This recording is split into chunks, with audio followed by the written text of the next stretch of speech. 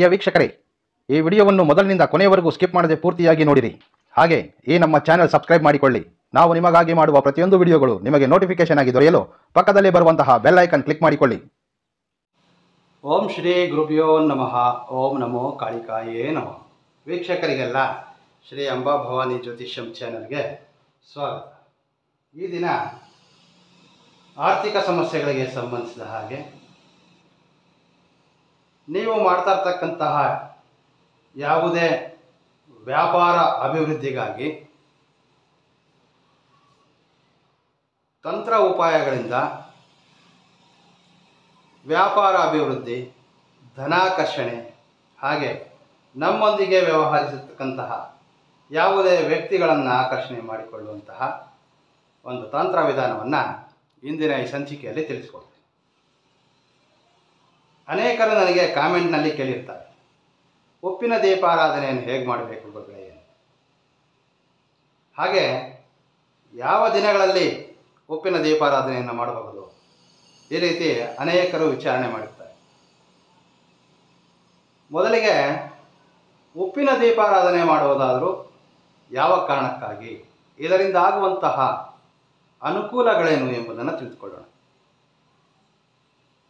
ಆರ್ಥಿಕ ಸಮಸ್ಯೆಗಳಿರ್ತಕ್ಕಂಥವರು, ಹೆಚ್ಚಿನ ಸಾಲ ಬಾಧೆಗಳಲ್ಲಿ ಸಿಲುಕಿರ್ತಕ್ಕಂಥವರು, ಸಾಲವಾಗಿ ಪಡೆದಿರ್ತಕ್ಕಂತಹ ಹಣವನ್ನು ಮರಳಿ ಹಿಂತಿರುಗಿಸಲು ಸಾಧ್ಯವಾಗದೇ ಇರತಕ್ಕಂಥವರು, ವ್ಯಾಪಾರ ಸ್ಥಳದಲ್ಲಿ ಜನಾಕರ್ಷಣೆಯಾಗಲು, ವ್ಯಾಪಾರ ಅಭಿವೃದ್ಧಿಯಾಗಲು ಉಪ್ಪಿನ ದೀಪಾರಾಧನೆಯನ್ನು ಮಾಡ್ತಾರೆ.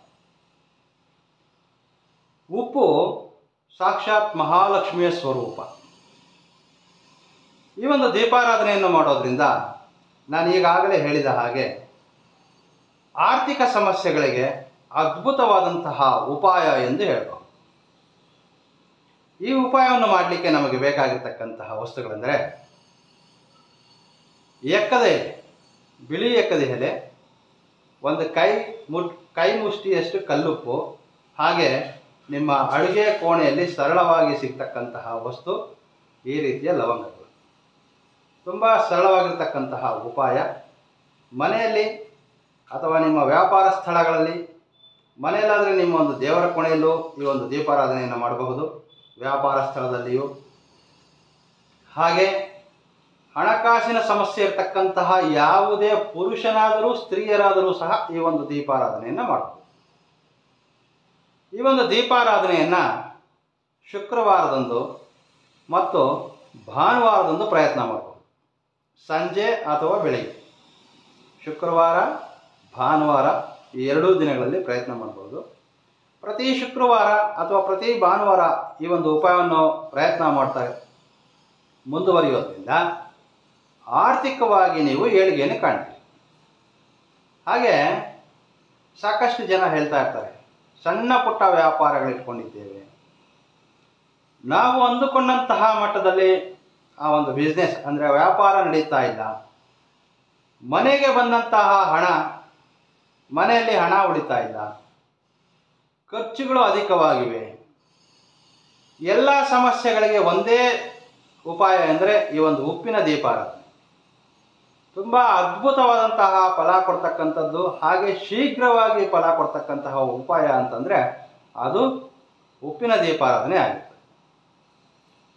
ಮೊದಲು ಒಂದು ಬಿಳಿ ಎಕ್ಕದ ಗಿಡದಲ್ಲಿ ಒಂದು ಎಲೆ ತೆಗೆದುಕೊಂಡು ಬರಬೇಕು. ಎಲೆಯನ್ನು ಶುಭ್ರವಾಗಿ ನೀರಿನಿಂದ ತೊಳೆದು ವಸ್ತ್ರದಿಂದ ಒರೆಸಿ, ನಂತರ ನೋಡಿ ಇದರ ನೀವೊಂದು ದೀಪವನ್ನು ಹಚ್ಚುವಾಗ ತುದಿ ನಿಮ್ಮ ಮುಂಭಾಗಕ್ಕಿರಬೇಕು. ಎಲೆಯ ತೋಟ ಹಿಂಬದಿಯಲ್ಲಿರಬೇಕು, ಎಲೆಯ ತುದಿ ನಿಮ್ಮ ಮುಂಭಾಗಕ್ಕಿರಬೇಕು. ಹಾಗೆ ಈಗ ನಾವು ಈ ಎಲೆಯಲ್ಲಿ ಸ್ವಲ್ಪ ಮಟ್ಟಿಗೆ ಉಪ್ಪನ್ನು ತುಂಬಿಕೊಳ್ಳೋಣ. ಕಲ್ಲುಪ್ಪನ್ನು ಬಳಸಬೇಕಿಲ್ಲಿ. ಎಲ್ಲರ ಅಡುಗೆ ಕೋಣೆಯಲ್ಲೂ ಸರಳವಾಗಿ ಸಿಗ್ತಕ್ಕಂತಹ ವಸ್ತುಗಳಿವೆ. ಈ ರೀತಿ ನಾವು ಕಲ್ಲುಪ್ಪನ್ನು ತುಂಬಿಕೊಳ್ಬೇಕು. ಅನೇಕರು ಹೇಳ್ತಾ ಇರ್ತಾರೆ, ಬಹಳಷ್ಟು ಪ್ರಯತ್ನ ಮಾಡಿದ್ದೀವಿ, ಯಾವುದರಲ್ಲಿಯೂ ಸಹ ಲಾಭ ಪಡೀಲಿಕ್ಕೆ ಸಾಧ್ಯ ಆಗ್ತಾ ಇಲ್ಲ, ಎಷ್ಟೇ ಪ್ರಯತ್ನ ಪಟ್ಟರೂ ಸಹ ವ್ಯಾಪಾರ ಅಭಿವೃದ್ಧಿ ಆಗ್ತಾ ಇಲ್ಲ, ಸಾಕಷ್ಟು ಸಮಸ್ಯೆಗಳನ್ನು ಅನುಭವಿಸ್ತಾ ಇದ್ದೀವಿ ಅಂತ. ನಾನು ಈಗ ಹೇಳಿದಂತಹ ಸಮಸ್ಯೆಯಲ್ಲಿರ್ತಕ್ಕಂತಹ ಯಾರೇ ಆದರೂ ಸಹ ಈ ಒಂದು ಉಪಾಯವನ್ನು ಪ್ರಯತ್ನ ಮಾಡಬಹುದು. ಸಾಕ್ಷಾತ್ ಮಹಾಲಕ್ಷ್ಮಿಯನ್ನು ಒಲಿಸಿಕೊಳ್ಳೋದಕ್ಕೆ ಇದು ಸರಳವಾದಂತಹ ಉಪಾಯ ಅಂತಲೇ ಹೇಳ್ಬೋದು. ಈಗಾಗಲೇ ನಾನು ಸಾಕಷ್ಟು ನನ್ನ ಒಂದು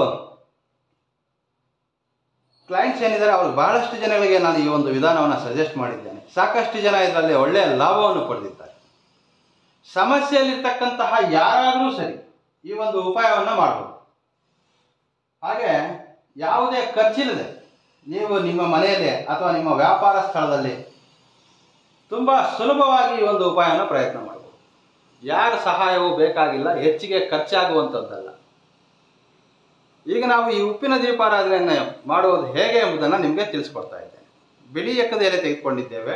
ಅದರ ಮೇಲೆ ಒಂದು ಕೈ ಹಿಡಿಯಷ್ಟು ಕಲ್ಲುಪ್ಪನ್ನು ತೆಗೆದುಕೊಂಡು ಅರಿಶಿನ ಮತ್ತು ಕುಂಕುಮವನ್ನು ಉಪ್ಪಿನ ಮೇಲ್ಭಾಗದಲ್ಲಿ ಇಟ್ಟಿದ್ದೇವೆ. ಮಣ್ಣಿನ ದೀಪವನ್ನು ತೆಗೆದುಕೊಳ್ಬೇಕು. ತುಂಬ ಸರಳವಾಗಿರ್ತಕ್ಕಂತಹ ಉಪಾಯ.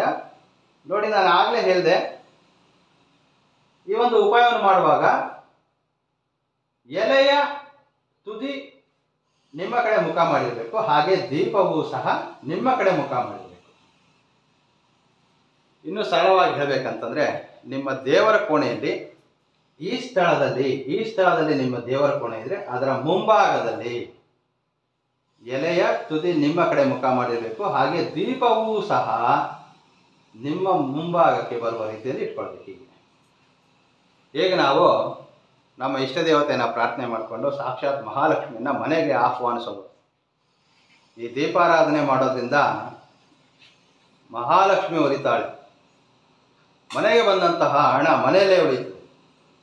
ಖರ್ಚಿನ ಬಾಗಿಲುಗಳೇನಿದೆ ಅವೆಲ್ಲವೂ ಮುಚ್ಚಿಕೊಳ್ಳುತ್ತದೆ. ವ್ಯಾಪಾರ ಸ್ಥಳದಲ್ಲಿ ಈ ಒಂದು ದೀಪಾರಾಧನೆಯನ್ನು ಮಾಡೋದ್ರಿಂದ ಗ್ರಾಹಕರ ಆಕರ್ಷಣೆ ಆಗ್ತದೆ, ವ್ಯಾಪಾರ ಅಭಿವೃದ್ಧಿ ಆಗ್ತದೆ. ಈಗ ನಾವು ದೀಪವನ್ನು ಬೆಳಗಿಸಿದ್ದೇವೆ. ಈಗ ನಾವು ಮಾಡಬೇಕಾಗಿರ್ತಕ್ಕಂಥದ್ದು ನೋಡಿ, ಲವಂಗಗಳನ್ನು ತೆಗೆದುಕೊಳ್ಬೇಕು. ಲವಂಗಗಳಲ್ಲಿ ಈ ರೀತಿ ಕೊನೆಯಲ್ಲಿ ಹೂ ಇರಬೇಕು. ಕಡ್ಡಿಯ ರೂಪದಲ್ಲಿ ಇರಬಾರ್ದು. ಹೂ ಇರ್ತಕ್ಕಂತಹ ಲವಂಗಗಳನ್ನು ನಾವಿಲ್ಲಿ 4 ಸಂಖ್ಯೆಯಲ್ಲಿ ತೆಗೆದುಕೊಳ್ಬೇಕು. 4 ಈ ರೀತಿ 4 ಲವಂಗಗಳನ್ನು ತೆಗೆದುಕೊಂಡು ಈ ದೀಪದಲ್ಲಿರ್ತಕ್ಕಂತಹ ಎಣ್ಣೆಯೊಂದಿಗೆ ಈ 4 ಲವಂಗಗಳನ್ನು ಬೆರೆಸಬೇಕು. ಬಹಳ ಅದ್ಭುತವಾಗಿ ತ್ವರಿತಗತಿಯಲ್ಲಿ ಲಾಭ ಪಡೆಯಲಿಕ್ಕೆ ಈ ಒಂದು ಉಪಾಯ. ನಿಮ್ಮ ಹಣಕಾಸಿನ ತೊಂದರೆ ಇರಬಹುದು, ವ್ಯಾಪಾರ ಸ್ಥಳದಲ್ಲಿ ಈ ಒಂದು ದೀಪಾರಾಧನೆಯನ್ನು ಮಾಡತಕ್ಕಂತಹ ಆಲೋಚನೆ ಇಟ್ಕೊಂಡು ಪ್ರತಿದಿನ ಈ ಒಂದು ಉಪಾಯವನ್ನು ಮಾಡಬಹುದು. ಮನೆಯಲ್ಲಿ ಮಾಡ್ತಕ್ಕಂಥವರಾದರೆ ಪ್ರತಿ ಶುಕ್ರವಾರ ಅಥವಾ ಪ್ರತಿ ಭಾನುವಾರ ಈ ಒಂದು ಉಪಾಯವನ್ನು ಪ್ರಯತ್ನ ಮಾಡಬಹುದು. ಉಪ್ಪಿನ ದೀಪಾರಾಧನೆ ಮಹಾಲಕ್ಷ್ಮಿಗೆ ತುಂಬ ಪ್ರಿಯಕರವಾದಂತಹ ಒಂದು ದೀಪಾರಾಧನೆ. ಈ ರೀತಿ ದೀಪವನ್ನು ಬೆಳಗೋದ್ರಿಂದ ಎಲ್ಲಿ ಯಾವ ಸ್ಥಳದಲ್ಲಾದರೆ ನಾವು ಈ ಉಪ್ಪಿನ ದೀಪಾರಾಧನೆ ಬೆಳಗ್ತೇವೆ ಅಲ್ಲಿ ಮಹಾಲಕ್ಷ್ಮಿ ಸ್ಥಿರವಾಗಿ ನೆಲೆಸಿರ್ತಾಳೆ. ಒಮ್ಮೆ ಈ ಒಂದು ಉಪಾಯವನ್ನು ಪ್ರಯತ್ನ ಮಾಡಲಿಕ್ಕೆ ಪ್ರಾರಂಭ ಮಾಡ್ತಾ ಬನ್ನಿ. ನಿಮಗೆ ಬದಲಾವಣೆ ಎಂಬುದು ನೀವು ಖಂಡಿತವಾಗಿಯೂ ಕಾಣ್ತೀರಾ. ನಿಮಗೆ ಬದಲಾವಣೆ ಎಂಬುದು ಬಂದರೆ ಪ್ರತಿ ವಾರವೂ ಸಹ ಈ ಒಂದು ಉಪಾಯವನ್ನು ಪ್ರಯತ್ನ ಮಾಡ್ತಾ ಬನ್ನಿ. ಮಾಹಿತಿ ಇಷ್ಟವಾದರೆ ಲೈಕ್ ಮಾಡಿ, ಈ ವಿಚಾರವನ್ನು ನಿಮ್ಮ ಸ್ನೇಹಿತರೊಂದಿಗೆ ಶೇರ್ ಮಾಡಿಕೊಳ್ಳಿ. ನಮಸ್ಕಾರ. ಸರ್ವೇ ಜನೋ ಸುಖಿನೋ ಭವಂತು.